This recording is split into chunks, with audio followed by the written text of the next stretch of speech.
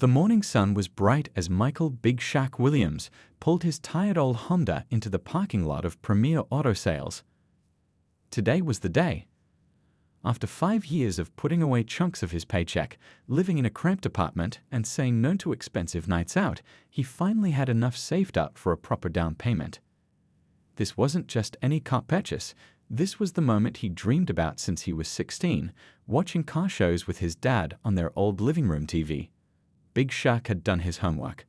For weeks, he'd researched online, comparing models, reading reviews, and checking prices.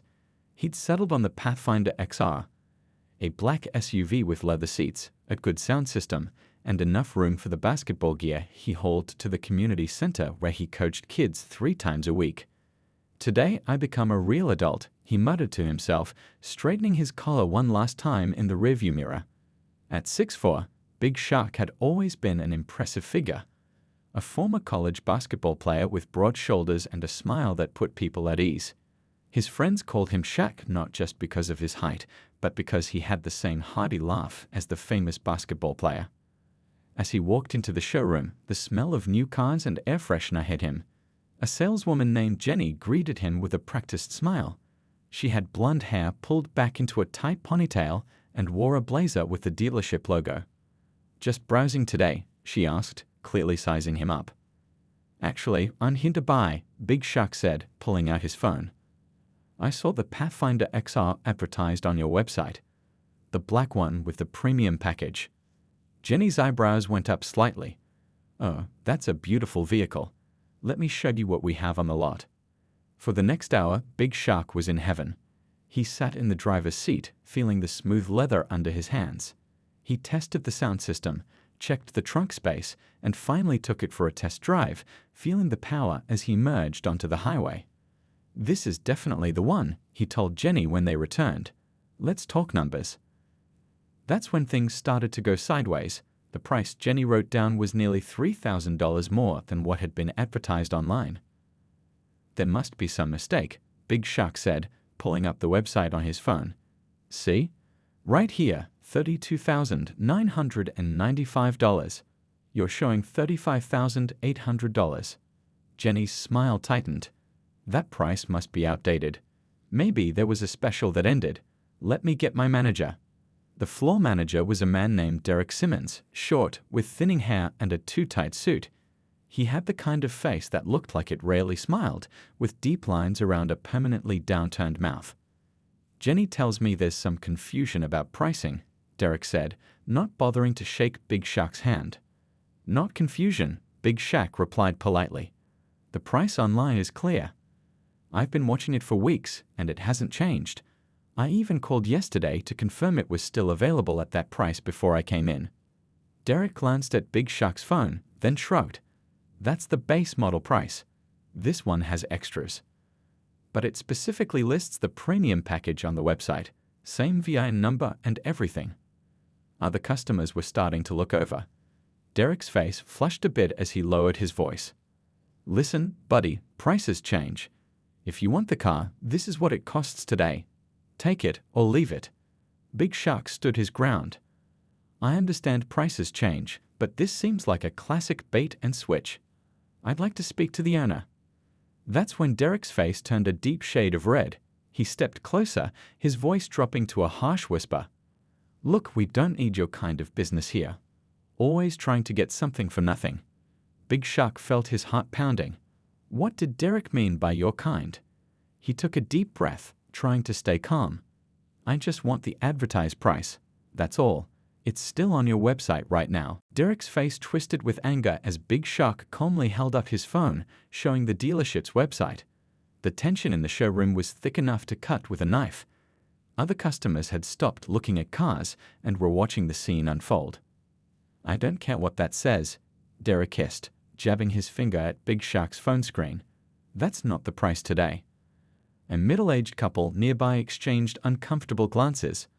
The woman whispered something to her husband, who nodded with a frown. Big Shaq took a deep breath. As a youth basketball coach, he'd learned how to stay cool when tempers flared. "Look, I'm not trying to cause trouble, but this is false advertising. The price is right here, with today's date on the listing."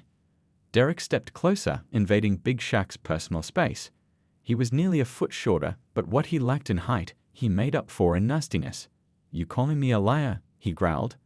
"No, sir. I'm just saying there's a mistake that needs to be fixed," Big Shaq replied, taking a small step back. He noticed Jenny, the saleswoman, looking uncomfortable behind the counter. She caught his eye and gave a tiny shrug as if to say, "This happens all the time." "You know what? I think we're done here," Derek snapped, loud enough for everyone to hear. "We don't need customers who waste our time." "Waste your time?" Big Shaq felt a flash of frustration.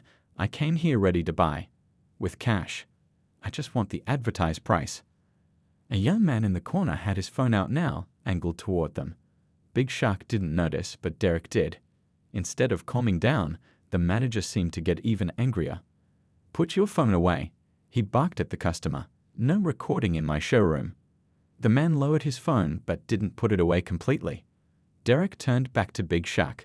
"You need to leave. Now." "I'd like to speak to the owner first," Big Shaq insisted, still keeping his voice steady. "This isn't right, and you know it." What happened next was so fast that later, when Big Shaq tried to piece it together, it still seemed unreal. Derek's face went from red to almost purple. He grabbed Big Shaq's phone and threw it across the showroom floor. When Big Shaq instinctively turned to look where his phone had landed, Derek's fist connected with his jaw in a sucker punch that sent him stumbling backward. Pain exploded across Big Shaq's face. He tasted blood from his split lip and put his hand up defensively, not to fight back but to protect himself. "What are you doing, man?" he gasped, shocked. The showroom erupted in chaos. The couple nearby shouted in alarm. Jenny ran from behind the counter, yelling, "Derek, stop." But Derek wasn't finished. He grabbed Big Shaq by his shirt collar and started pushing him toward the door, screaming words that couldn't be repeated on a family channel. "Get out and don't come back. We don't need your kind here. Think you can come in and tell me how to run my business?" Big Shaq could have fought back. At his size, with his athletic background, he could have easily overpowered the smaller man. But something held him back, maybe the kids he coached who might see the video, or maybe just the knowledge that violence wasn't the answer. So he let himself be pushed, stumbling backward through the glass doors and out into the parking lot. His lip was bleeding, and he could feel a bruise forming on his jaw. As the doors swung shut, he heard Derek shout one final insult. Big Shaq stood there in the sunlight, stunned. Customers inside were staring through the windows. His phone was still inside. His dream car was still inside. And his dignity felt like it was shattered all over the pavement. A woman came out a moment later, not Jenny, but an older lady who had been at a desk in the back. "I'm so sorry," she whispered, pressing his phone into his hand. That wasn't right. Then she hurried back inside before Derek could see her. Big Shaq drove home with a swollen lip and a headache that pounded like a bass drum. Every time he caught sight of himself in the rearview mirror, the reality hit him again. He'd been punched in the face for simply asking for the advertised price of a car. His old Honda seemed to understand his mood, puttering along quietly as he tried to process what had happened. By the time he unlocked the door to his apartment, his phone was already blowing up. The first call came from his buddy Thomas. "Yo, Shaq? You're all over the internet, man. Some dude posted a video of you getting decked at that car place. You okay?" "What video?" Big Shaq asked, his stomach dropping. He hadn't noticed anyone filming, but then again, he'd been distracted by the manager's fist connecting with his jaw. "It's everywhere. TikTok, Instagram, Twitter. That video is spreading like wildfire. That dealer guy is getting roasted." Big Shaq sank onto his couch, pressing a bag of frozen peas against his throbbing face. Great, just what I needed. Public humiliation to go with the punch. He hung up and checked social media. Thomas wasn't exaggerating. The video had already been viewed over 50,000 times.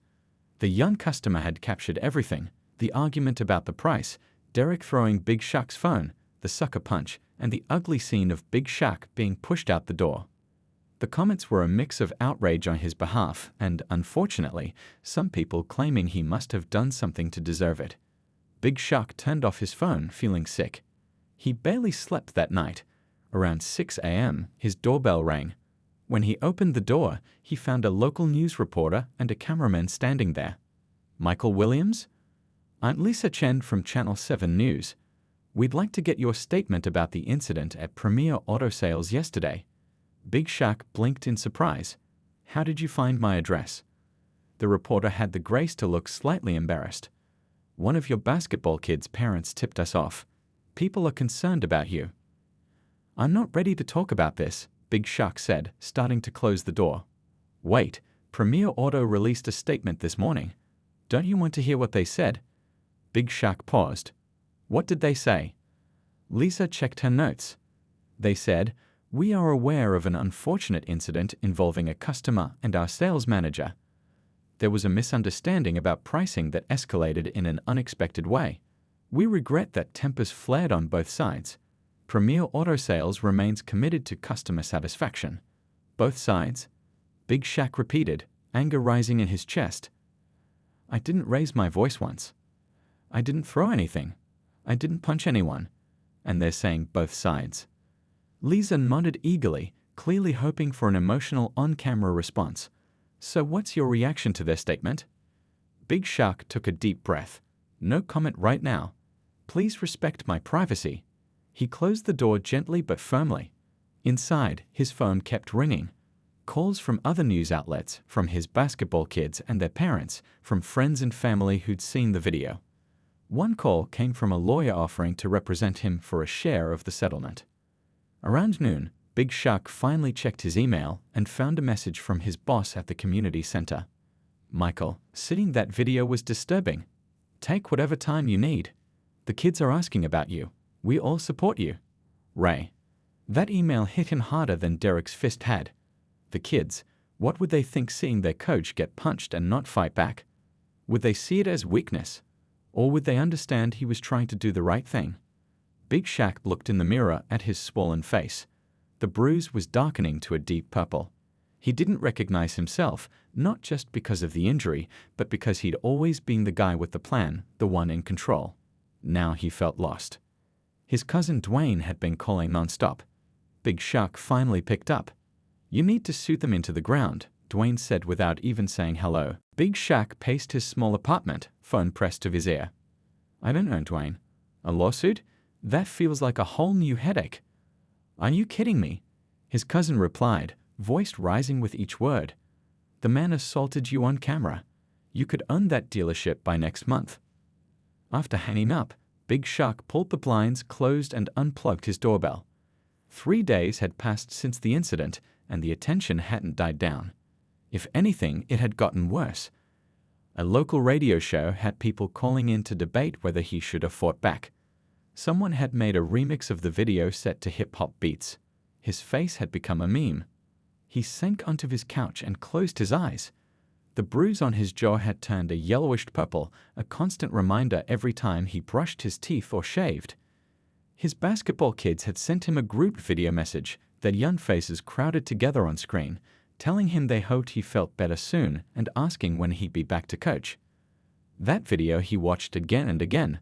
Those kids were the reason he got up every morning, the reason he worked so hard at his regular job at the shipping company. They were his purpose. What lesson am I teaching them right now? He muttered to himself. Hiding in my apartment while everyone else talks about me. He thought about what he always told the kids when they lost a game or faced a bully. It's not what happens to you that matters. It's how you respond.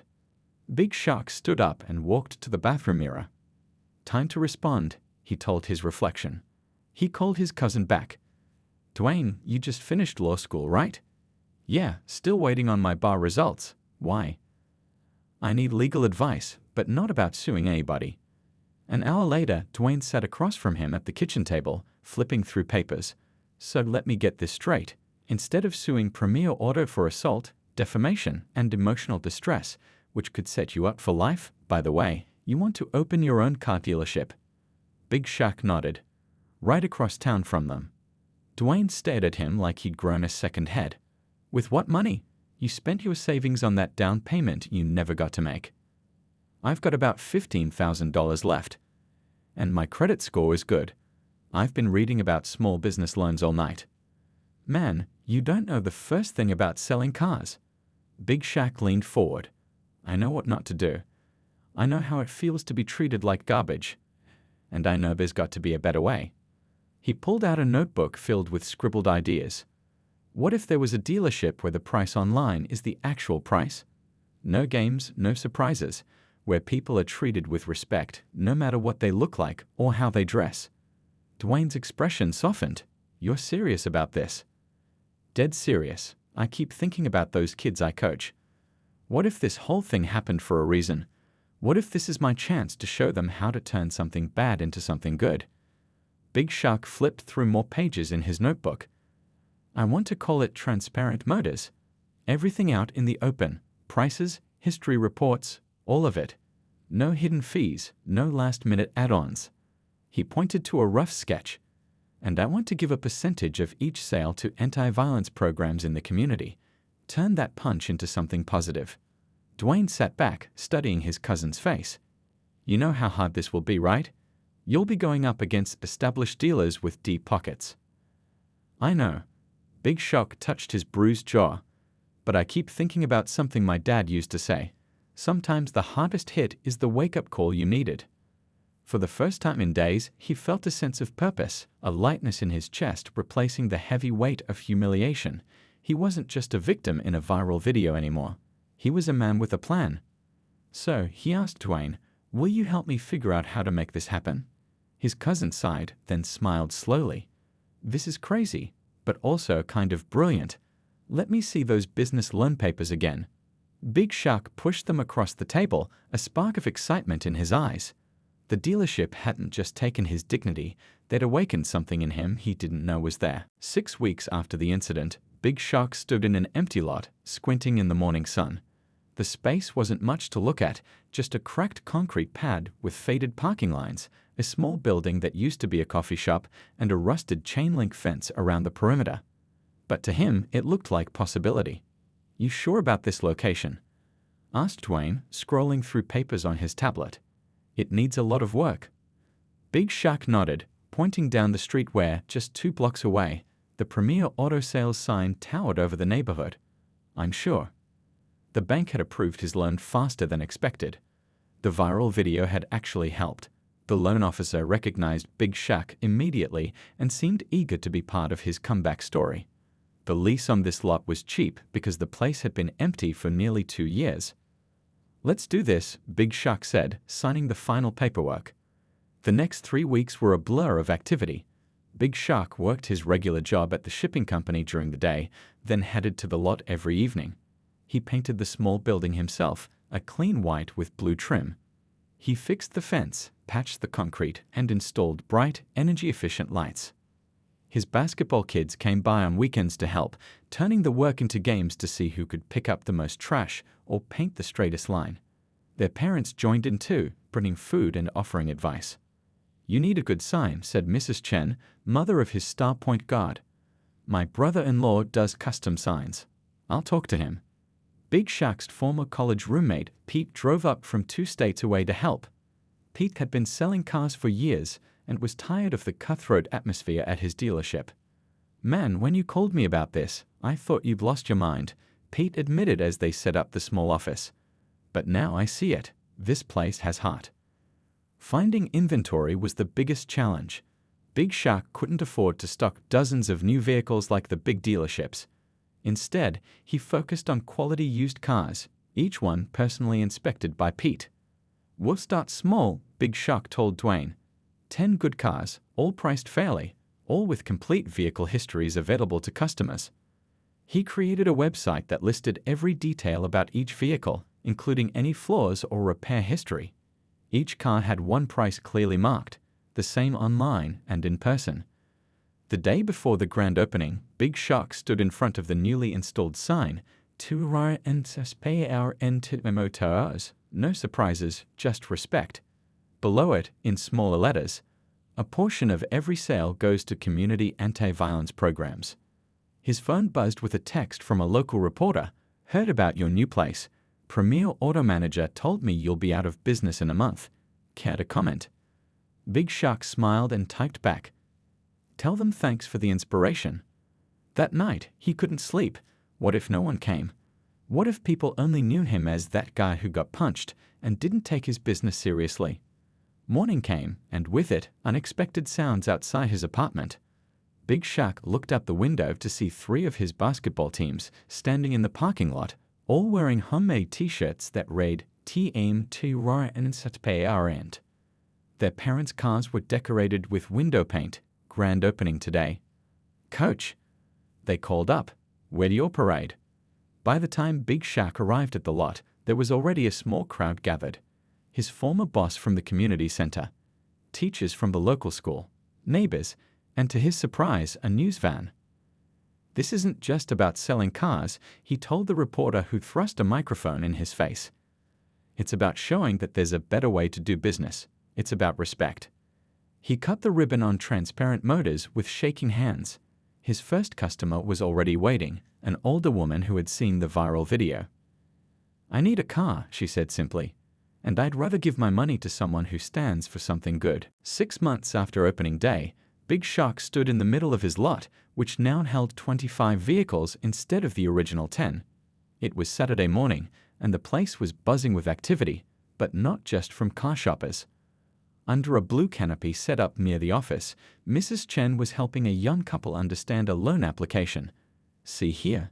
This is the interest rate. And here's how it affects your monthly payment," she explained, pointing at the paper. Big Shaq smiled, remembering how the financial literacy workshops had started. 3 months ago, a customer had come in looking scared, admitting he never bought a car before and didn't understand how financing worked. Instead of rushing him through paperwork, Big Shaq had spent an hour explaining everything. The next week, he'd invited Mrs. Chen, who taught math at the local high school, to run a weekend workshop. Now it was a regular event. "Coach." A voice pulled him from his thoughts. 12-year-old Kevin, one of his basketball players, was waving from the wash station where several kids were helping Pete clean a newly acquired sedan. The youth detail crew had been the kids' idea. They wanted to help at the dealership and earn some pocket money. "We're almost done with this one," Kevin called. "Can we put it up on the website after?" Big Shaq gave him a thumbs up. He taught the kids how to take good photos of the cars and write honest descriptions for the website.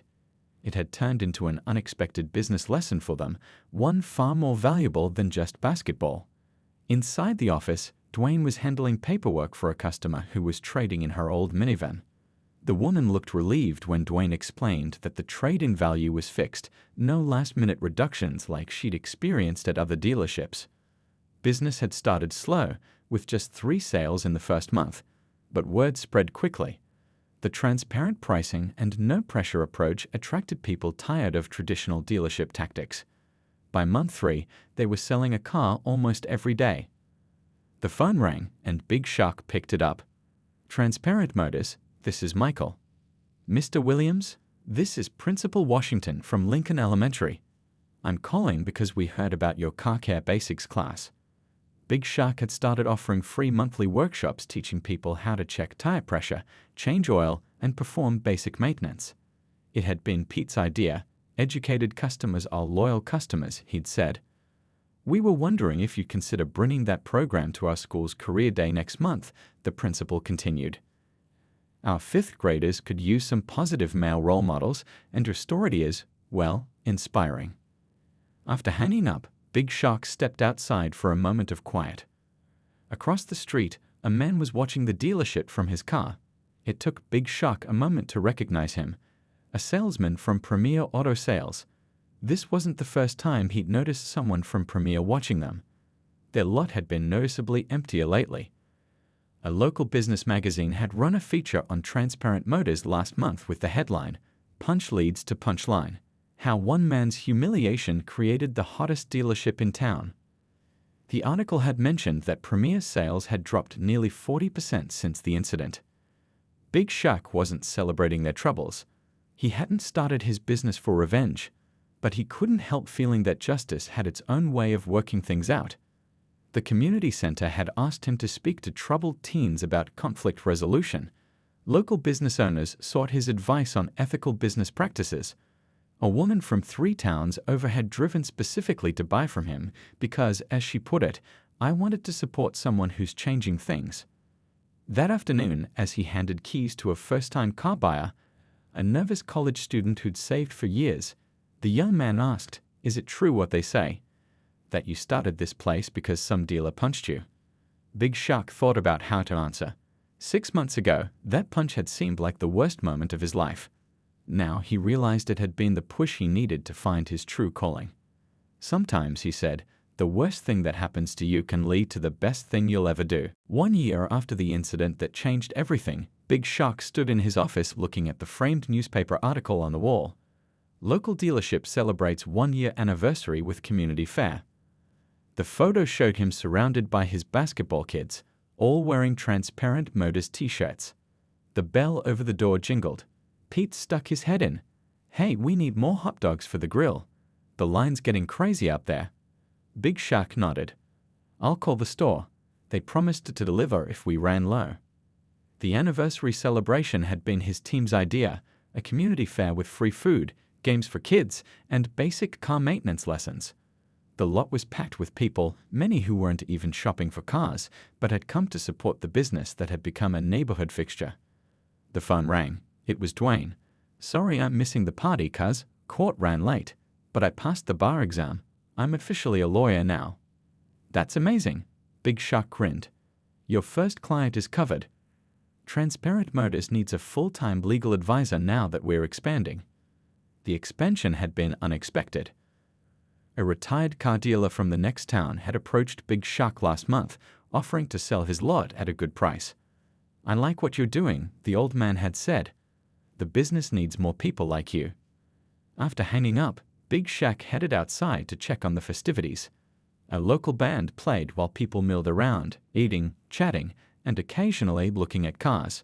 No pressure, no sales pitches, just community.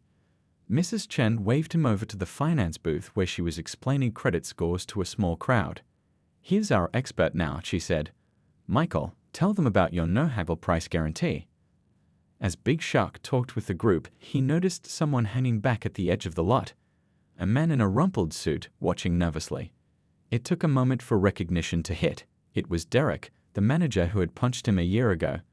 Big Shaq excused himself and walked over. Up close, Derek looked different, thinner, with dark circles under his eyes and a defeated slump to his shoulders. "I didn't think you'd want to see me," Derek said quietly when Big Shaq approached. "But I heard you were hiring." "You heard right," Big Shaq replied, keeping his voice neutral. "But why would you want to work here?" Derek looked down. "I got fired 6 months ago." Turns out the owner didn't like the publicity from that video, or the drop in sales. He swallowed hard. "I've been trying to get hired at other dealerships, but everyone knows my face now." A year ago, this moment would have felt like sweet victory. Now, Big Shaq just felt a complicated mix of emotions. Why should I hire the man who punched me in the face?